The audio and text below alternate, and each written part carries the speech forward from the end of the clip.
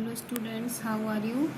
बच्चों, हमने अभी तक आपको हिंदी सेकंड के 2 चैप्टर कंप्लीट करा दिए हैं और आपने भी उसका वर्क अपनी नोटबुक और बुक में फिल कर लिया होगा।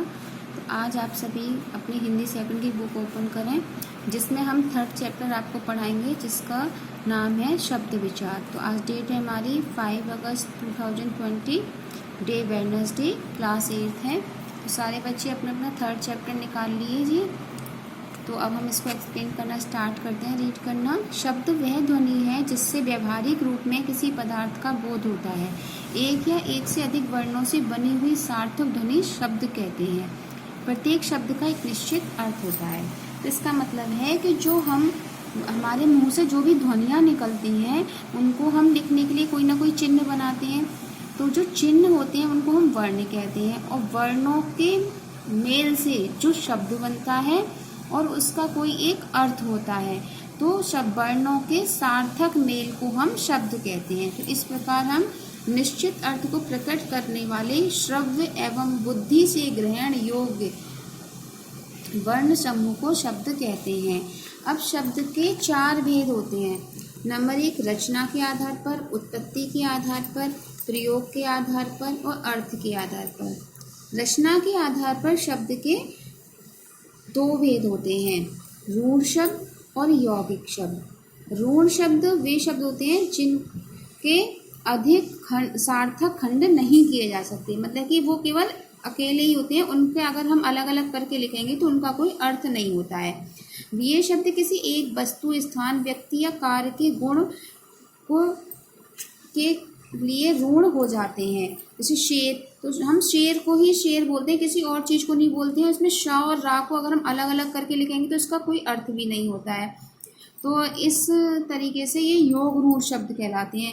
यौगिक शब्द बच्चों वे शब्द होते हैं जो हमारे एक से अधिक सार्थक शब्दों के योग से बने होते हैं, मतलब कि इसमें 2 शब्दों का मेल होता है और दोनों ही शब्दों का अर्थ होता है। जैसे वाचन, आलय, पुस्तक, आलय, विद्या, अलंकार, तो पुस्तकालय, वाचनालय, विद्या, अलंकार, इस तरीके से ये यौगिक शब्द होते हैं। और नंबर 3 पे हमारा आता है बच्चों योग रूढ़ शब्द।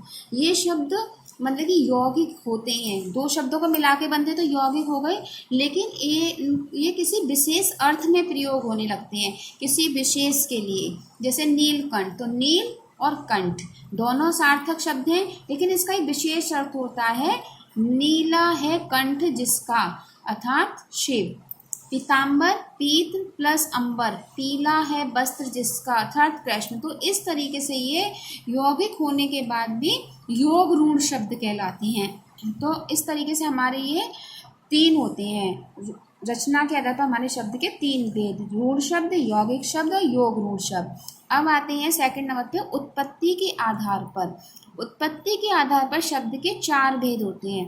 नंबर 1, तत्सम शब्द।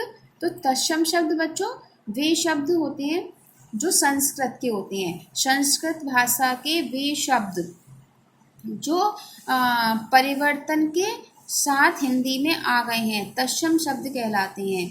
मतलब कि ये जो संस्कृत के शब्द हैं, हिंदी भाषा में भी ऐसे की ऐसे प्रयोग होते हैं, मतलब संस्कृत भाषा से हिंदी भाषा में आ गए हैं, तो ये हमारे तत्सम शब्द कहलाते हैं। और तद्भव शब्द बच्चों वे शब्द होते हैं जो हिंदी भाषा में होते तो ये तत्सम शब्द हैं, संस्कृत के शब्द हैं, लेकिन हिंदी भाषा में इनको बदल के लिया जाता है, इनका रूप बदल दिया जाता है। जैसे आग को हम अग्नि, सूर्य को हम सूरज लिखते हैं, क्षेत्र को हम खेत लिखते हैं, रात्रि को रात लिखते हैं, काम को कर्म। तो इस तरीके से इनको बदल के, इनका रूप बदल के प्रयोग किया जाता है, तो ये तत्सम शब्द कहलाते हैं। तो इस तरीके से बच्चों यहाँ पे कुछ तत्सम और तद्भव शब्द दिए गए हैं।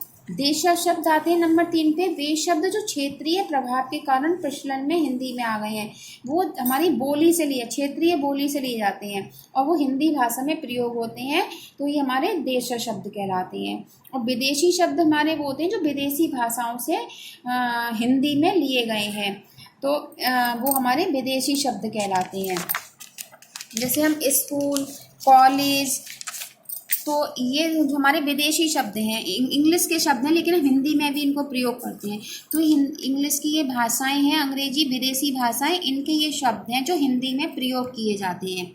अब प्रयोग के आधार पर शब्द के दो भेद होते हैं, विकारी शब्द और अविकारी शब्द। विकारी शब्द बच्चों वे होते हैं जो वाक्य में प्रयोग के स्तर पर रूप परिवर्तन से विकृत हो जाते हैं, मतलब उनमें कोई विकार आ जाता है, जैसे लिंग के कारण, वचन के कारण उनमें विकार आ जाता है तो विकारी शब्द हो जाते हैं।